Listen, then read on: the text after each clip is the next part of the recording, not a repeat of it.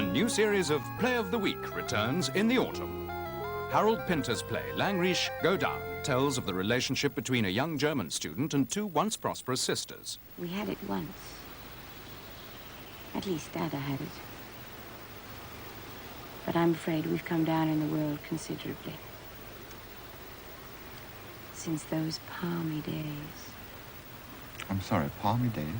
Oh, you know, when we were well-to-do.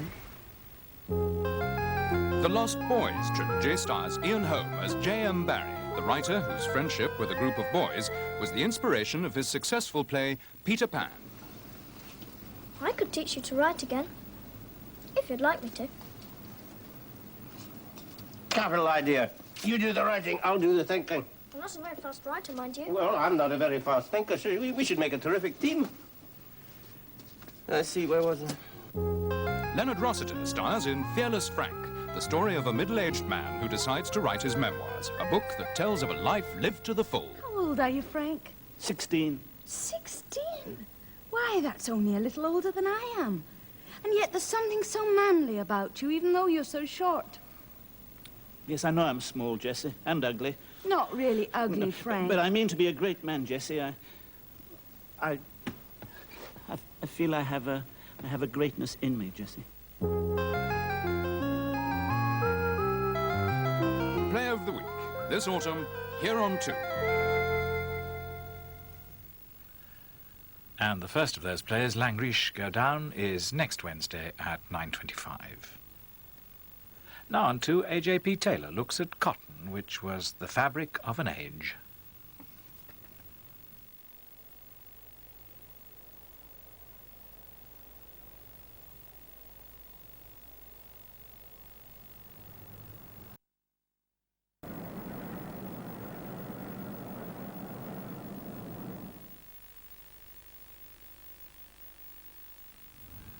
Well, now the late news on 2, which includes a special report on today's Liberal Party Assembly at Southport. It's just after 11:50.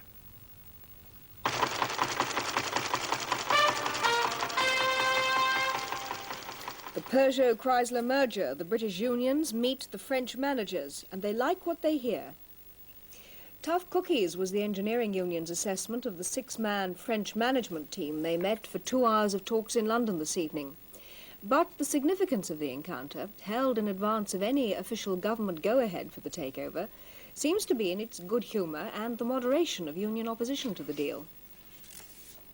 This was the first time the unions have actually met the French company, and they went in looking for 2 things. 1, a guarantee that there wouldn't be wholesale job losses and factory closures, and 2, that there could be some government involvement in the new company. Well, on the first, they seem to have succeeded. Although one union official said the guarantees wouldn't be forever and a day, generally they seem to be pleased.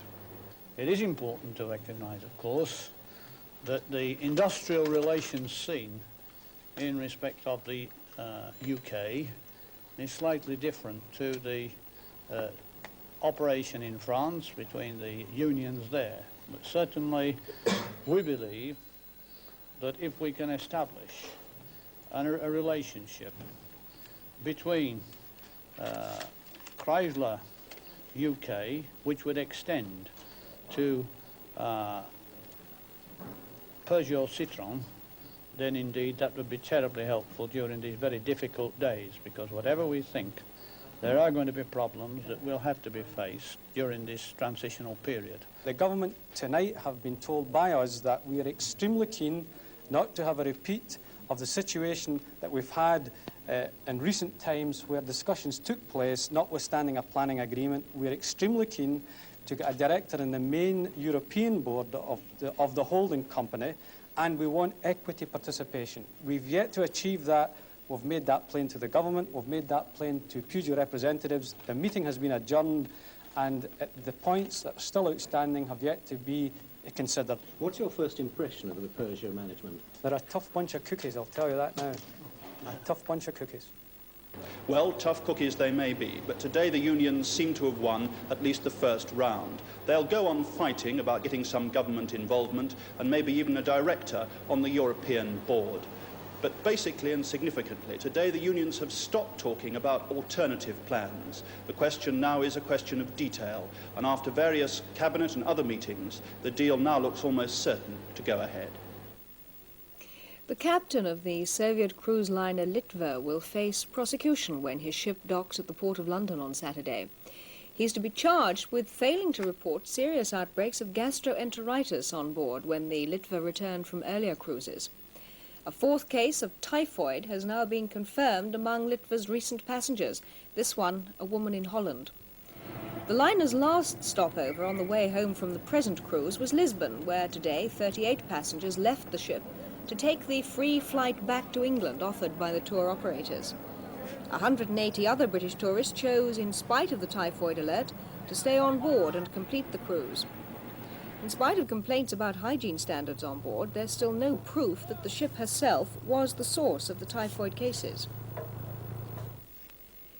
The widow of Georgy Markov, the Bulgarian defector who died in London this week, says she believes he was silenced for his hatred of tyranny.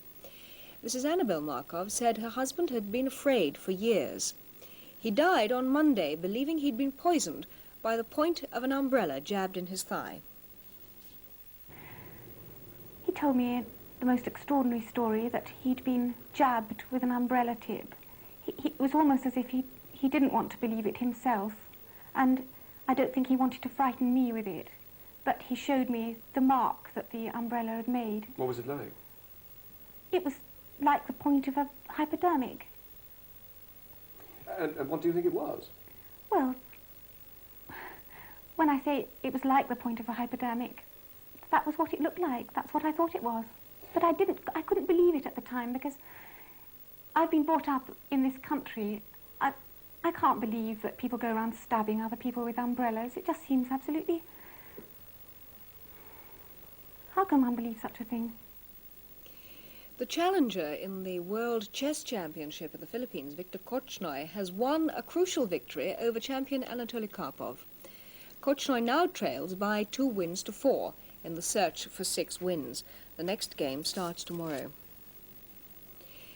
The latest American disco musical, Grease, starring John Travolta and Olivia Newton-John, had its British premiere tonight at Leicester Square, and the fans went mad. Thousands of them pushed down barricades, knocked over policemen, tore the clothes off guests. People fainted, some were injured, and Gary Lloyd saw it all happen. It was several hours before the premiere started that the crowds began to build up. Initially, they were in a mood of cheerful expectancy. Those of the invited audience who'd been wise enough to arrive early went in without difficulty. But then, as time and again they mistakenly thought John Travolta had arrived, police and theatre security staff found the crowd increasingly difficult to contain. Guests trying to pick their way through the rising excitement came in for rough handling. At this stage, the premiere's promoters were becoming increasingly anxious. The uneven struggle outside was clearly being lost. Efforts were made to contact the stars to keep them away, but they were too late.